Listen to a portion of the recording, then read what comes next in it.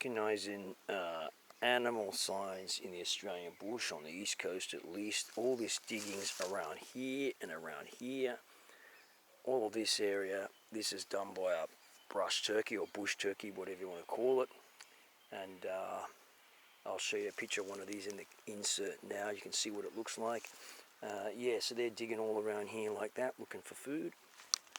What happens too when you grow coffee, this is a coffee tree coming up here in the forest. We've got coffee trees, and this is a seedling. Birds eat the seeds, or flying fox eat the seeds. They're really delicious, actually, the outer ripe berries of the coffee plant, and they'll come up in the forest wherever the bats have been seen. But we leave this one here. Oh, this Kisler Supreme Dominus is not the right knife for hacking down this Lantana, but I just hacked down all this Lantana with this knife. I'm here by myself, so I have to bit hard to film, but yeah, but you can, because it's a really super sharp blade. It cuts through things. It's not too thick. You know, it's saber grind, but works well. I'm trying to preserve this here. There's all this, you know, noxious weed Lantana see across there. Been trying to keep this clear on the property. Native tree here, and it's really struggling, you know. But it is a native tree, and it's really struggling. Lantana, even small bits, this is sprouted out here. This bit from here, from bits that were taken out last time. So you've got to get every little bit up, otherwise it can just sprout back again in this cleared area in here. Now just over there is a brush turkey. I don't know whether we're going to be able to see it or not because this is a wide angle lens, but I'm going to try and sneak up on this sucker. You can hear it over there.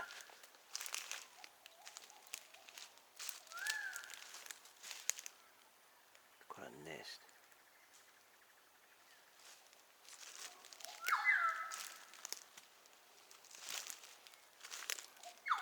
Gonna look over near that tree over there.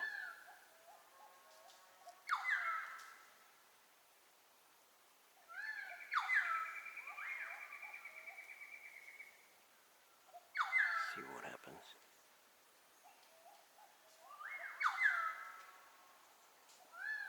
Yeah, no, that's not the brush turkey, of course, that's the neighbour's cattle. We're going a bit closer. It's our boundary fence here, so...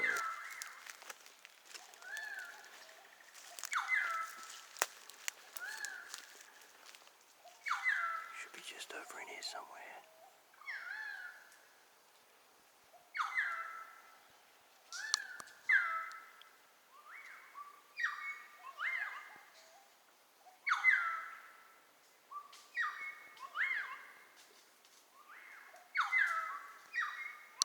Onto the neighbour's property now. Yeah. So we've missed our chance. There's some dense scrub over there. It's probably in that scrub over there, but anyway. You've seen what one looks like. That was from around the house. Don't have to go into the bush to find them. Because I'm going to use that as a stick for a fire bow, if I can. This is nice and dry. It's nice and straight too, so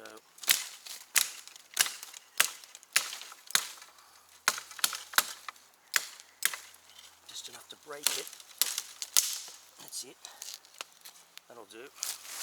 So that's it there. It's dry.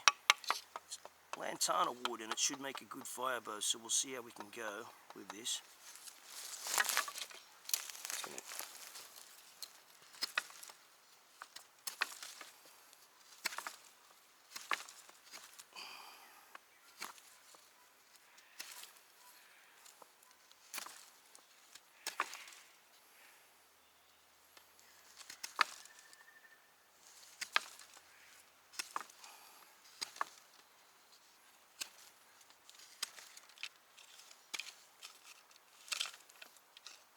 This is where this, in the reverse thing, this tends to dig into you a little bit.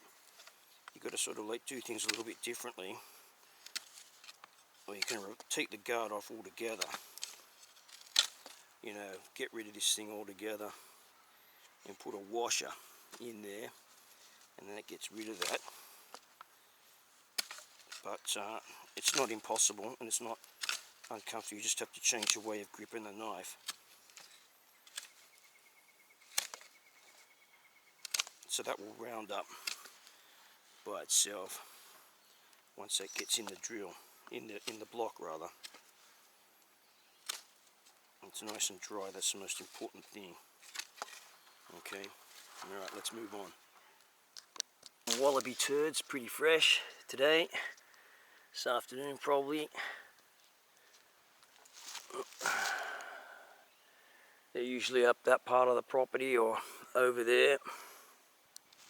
Huge termite nest, don't know if you can see that there, but there's a hole about that yay big up near the top of it. Usually birds get into these things, or possums, and they make them their home. But this thing is on a, obviously it's on a dead tree or a dead branch. The tree is actually still alive, but they've colonized the tree, this entire branch, and they'll just mine this thing, if you like, for years to come. It's quite an old nest actually. That's been up there for some years. But what you don't want is them in your house. Bush food many people don't think we might have in Australia, and these are wild raspberries. Let's see, we've got some flowers forming on here now. There's one there, and later on we'll have a lot of raspberries on these things, usually on the east coast and in the tropics. And yeah, there's a bunch of them in here, around here. So that looks like the raspberry thing of Europe, and it is. I don't know whether it's originated in Europe or not, but we got them everywhere here in Australia, and they're pretty delicious if you can find them. And I also saw just a minute ago, I showed you the other day, where is it? Around here, oh yeah, down here. Here, we've got another invasive species. This, I showed you this the other day, eating from it. This is a passion fruit vine, a Brazilian invasive species. This gets edible fruit on it, though you've got to wait till they're really ripe to eat them. Alright, let's move on a bit. It's getting dark. I want to show you this here again. I don't know if you can see that ant crawling around there on the top of that. This is one of these giant red bulldog ants nests here. Okay, that's it there. Just totally disguised amongst the bush. There you go. And amongst the palms and the fallen eucalypts, etc. And if that thing bites you, man, you are going to be, or rather it's got a really potent sting. So you've got to be careful you just don't blunder into this and think you're stepping through here, and you put your foot on the nest I'll step on a rock or a mound of earth and, you know, take my bearings or something. No, that's not going to happen. Point them out there, they are there, just to get a size of that compared to the blade of the knife. You know, this is about a 1-inch wide blade. There it is there. That's a small one. There's a bigger one there, closer to 1 inch long. Over there. Let's see if I can pick him up on the blade. Don't want to really rile them up. They're great, look, here they are down here too. So they've got great eyesight, these things. And yeah, the last thing I do is want to be stung by one of these while I'm out in the bush. Alright, let's move on.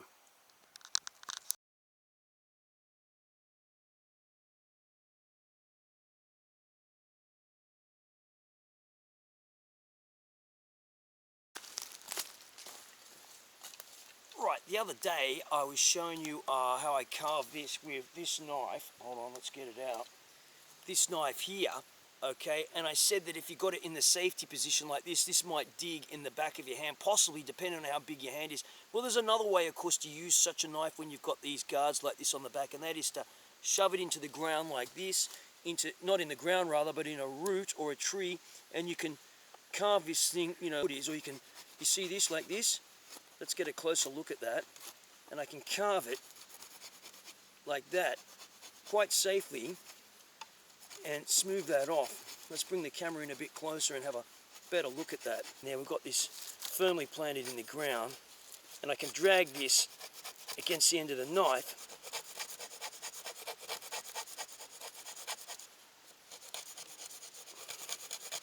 and use that as a tool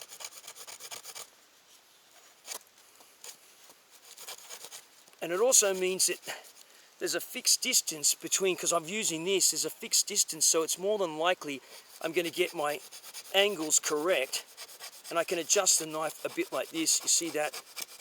Look at that.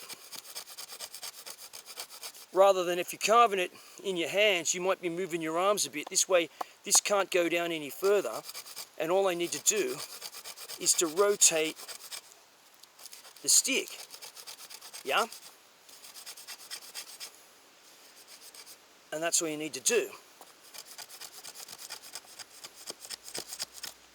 Of course, this means when you're using this kind of technique, I'll just take that out for a second, what you got to do is the end of your knife has got to be really sharp, and that's important, you know. So I think on a knife, the most important parts to have sharp, if you're not going to have the whole knife sharp, is the tip, about this far in, and this part here, as I've said in the past, when you're going to get something and cut a piece of rope or whatever, you're going to put a lot of force close to your hand, and that's really important. This part here, if you had to strike a steel, if you didn't have anything else to strike a steel with, but certainly the tip for gutting, starting a gutting process, skinning, and this part for cutting cords and other tough materials up here. You can get away with the middle part if you know, tight on sharpening the thing or whatever. But there you go, that's just a tip there for that. And you can, so that's one way you can get around it. Of course, you know, you could argue and say if you don't have this, if you haven't got a big knife and you've got something smaller, you could use a folding knife, something really smaller to get in there. But that's if you've got a knife with a fancy guard on the back of it. And okay, some say, well, if you have that, you know, why get a knife with that? Okay, some people like a knife like this, but that's one way around it, you know. And I use this technique not just with this, with my M7 as well too. It doesn't have a fancy guard on it at all. It's, you know, because it's such a big knife. You know, you can do that like that. And I've shown that in previous videos. But of course your knife's got to be sharp. It works best if the wood is not knotty in this case. But you can see no problems there. And yeah, works perfectly. And that will be the basis of our drill when we go to use this to drill. Obviously not into this root because this root is alive. Okay, yeah, and that's quite all right like that there. Well, if you have to have some rocks around, is to grind it to the right shape on a rock. Once you've got it, you know, in the rough shape, you can smooth it up on a rock, because what you want is for a fire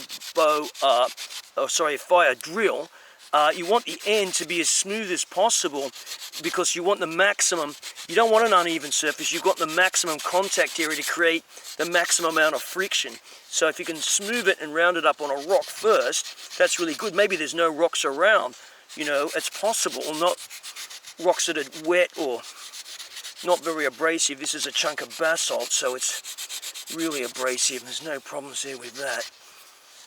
Yeah, so then you end up with a really smooth bit, and that's getting hot just on there doing that. All right, let's move on. Let's see if we can get this thing to squeak, because that's when it's got the most friction. There we go.